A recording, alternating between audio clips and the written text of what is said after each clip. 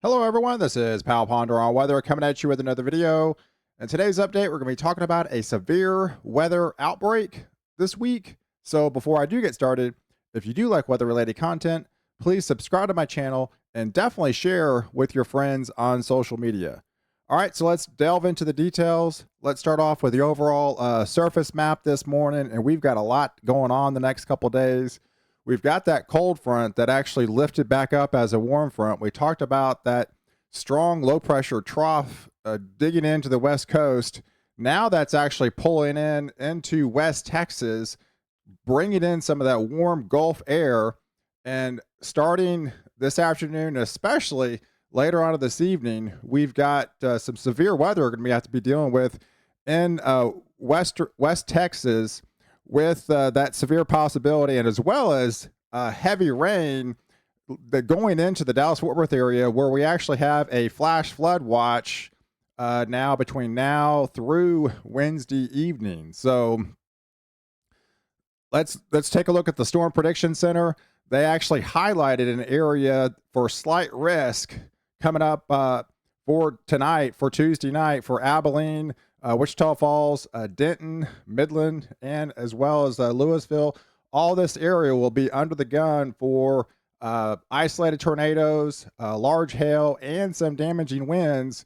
And as this pushes into the Dallas-Fort Worth area, it will actually diminish or fade overnight. So I'm expecting a round of severe weather developing later on this evening out in West Texas and pulling in, and then diminishing and more of a flood threat for Dallas. But if you live from Denton to the I-35 west, you're going to have to be dealing with a lot of that severe weather. So definitely keep an eye to the sky coming up this evening. And you can see some of these dew points where that surge starts to lift. So wherever you see these dew points in the 60s, that's pretty prevalent. The air mass is pretty juicy, and it can have that changeover to some severe weather, and especially tap into some of those higher water content values and produce some of those heavy rains that I'm expecting for later on this evening. Now, if we take a look at the overall, this is a signature tornado parameter index, essentially, that's coming up for this evening, and it's fairly high in spots. So we are going to have some rotation in the atmosphere. There is going to be some shear.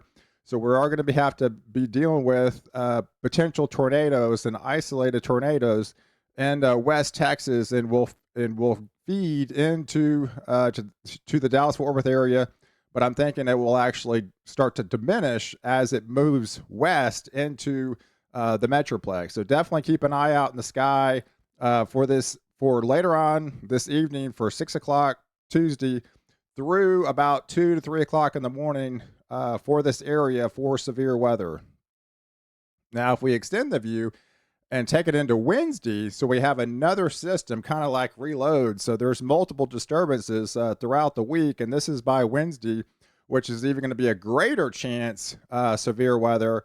Going to be highlighting the same area, but even expanding the view now into West Texas. And we're going to be having to deal with some more heavy rain, and that's why we're under a flash flood watch. And there is going to be an isolated area up into the Ohio Valley, into Indiana and Ohio. Going to have to be dealing with some of those heavier rains too, as these dew points start to lift northward. And you can see this cold front here we talked about yesterday, that upcoming blizzard that's going to be taking effect for Thursday and Friday as well. So we do have a lot going on. And like I said, the Storm Prediction Center has highlighted an area for Wednesday, and actually is this and put an enhanced risk now for severe weather into Lubbock, Abilene, Wichita Falls, Midland, and Odessa. So you're going to be under the gun for that larger hail, damaging wind, and a tornado threat. And then a slight risk for Oklahoma City, Amarillo, Norman, Oklahoma, Lawton, and Edmond. And again, it will fade as it swings to the Dallas-Fort Worth area into the Metroplex.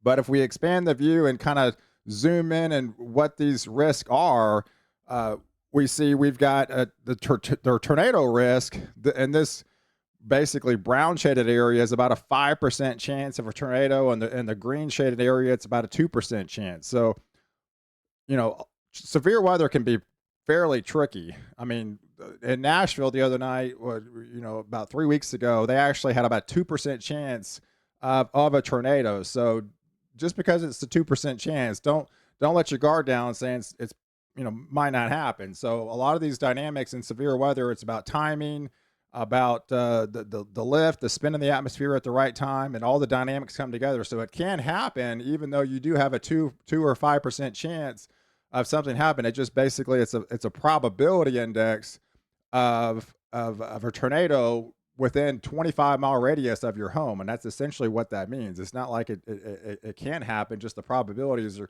a little bit lower. So, and then as far as the hail index, we've got about a 15% chance of large hail falling into Oklahoma City, Lubbock, Amarillo, Abilene, as well as Norman. So definitely be under the gun here. And like I said, it'll fade and have a less of a chance as it approaches the Dallas-Fort Worth area, but you still have that chance for in Dallas, Fort Worth, Kansas City, Tulsa, as well as Arlington. So definitely be looking out for that. And like I said, the supercell composite index is fairly high. So we have indicative of large supercells potentially breaking out into West Texas by Wednesday afternoon, Wednesday night. So this is why that Storm Prediction Center has highlighted an enhanced risk of severe weather. So you're going to have to be definitely keeping an eye to the sky coming up on Wednesday for that severe weather, and have your NOAA weather radio handy.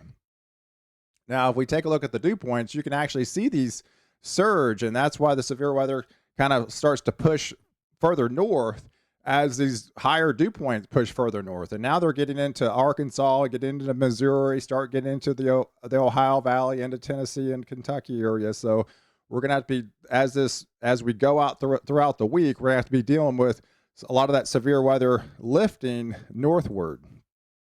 Now, if we move it out to Thursday now, you can see that severe weather aspect starting to lift northward. And now we have that severe weather possibility starting to fade out of Dallas. We're still into the area for Dallas-Fort Worth. We're going to be still under the gun for Thursday.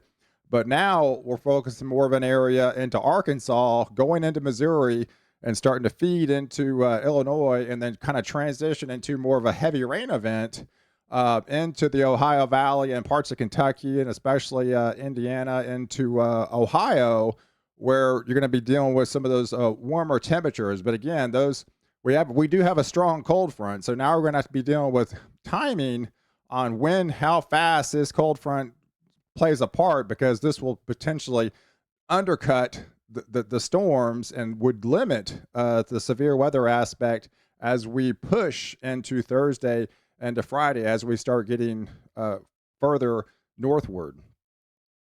Now, if we take a look at the actual highlighted suggestion from the Storm Prediction Center, by Thursday, they have moved that slight risk from Dallas-Fort Worth area to Memphis, Shreveport, Little Rock, Tyler, as well as Longview. And like I said, it will lift northward in a marginal risk for Chicago, San Antonio, Dallas, and Indianapolis, as well as Austin. So like I said, this area will be kind of lifting further north as this jet pulls northeast throughout the week.